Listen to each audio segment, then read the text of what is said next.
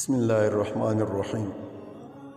معزز سامعین و ناظرین، ہر انسان یہ جانتا ہے اچھے آداب اور اچھے خصلتوں سے انسان اچھا بن جاتا ہے، برے آداب اور برے خصلتوں سے انسان برا بن جاتا ہے۔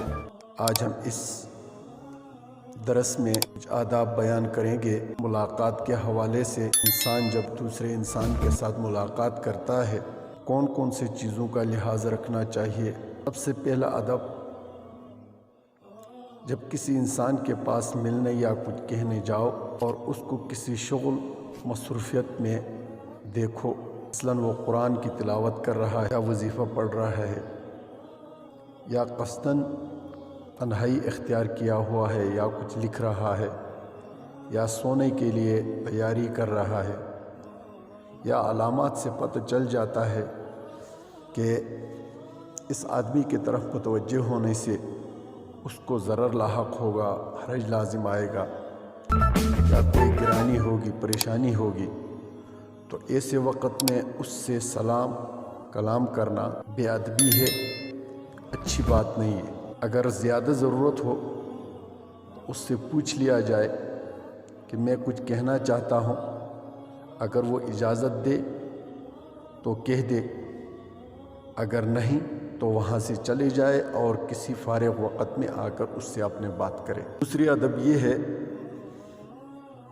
جب کسی کے انتظار میں بیٹھنا ہو تو ایسے موقع پر اور اس طور سے مت بیٹھو کہ اس شخص کو معلوم ہو جائے کہ تم اس کا انتظار کر رہے ہو۔ اس سے خام خواہ اس کا دل مشوش اور پریشان ہو جائے گا۔ تیسرا ادب یہ ہے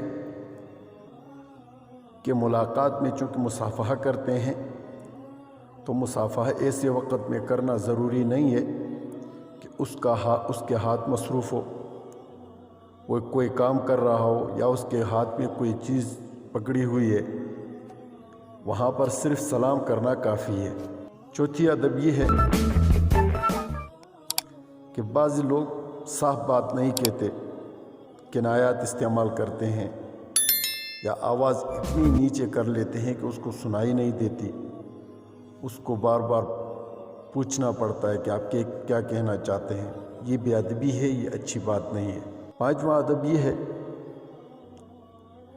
کہ بعض لوگ جو ہے بغیر ضرورت کے دوسرے آدمی کی پیٹھ پیچھے بیٹھ جاتے ہیں یا اس کے پیٹھ پیچھے جو ہے نماز کی نیت باندھ لیتے ہیں، حالانکہ پہلا آدمی اٹھ کر جانا چاہتا ہے تو کیسے جائے گا جبکہ پیچھے نماز کے لیے اس نے نیت باندھ دی۔ ایسی صورت میں آپ نے پہلے والے بندے کو گویا کہ بند کر دیا، یہ بے ادبی ہے۔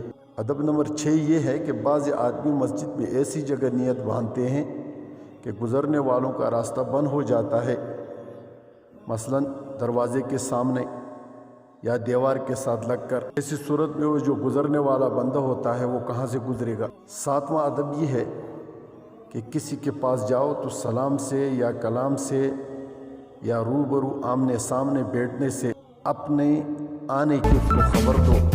چھپ کر بیٹھنا یا آڑ میں مت بیٹھو ایسی جگہ پر جہاں آپ کے آنے کی اس کو خبر ہی نہ ہو۔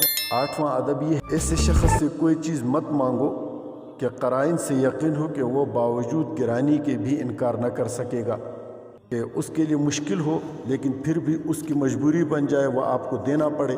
نواں جو ادب ہے وہ یہ ہے کہ اگر کسی بزرگ کا جوتا اٹھانا چاہو تو جس وقت وہ پاؤں سے نکال رہے ہو اسی وقت ہاتھ میں مت لو، اس سے بعض اوقات دوسرا آدمی گر جاتا ہے، یعنی نکالنے تک انتظار کرو، جب وہ نکال چکے اس کے بعد اٹھا لو۔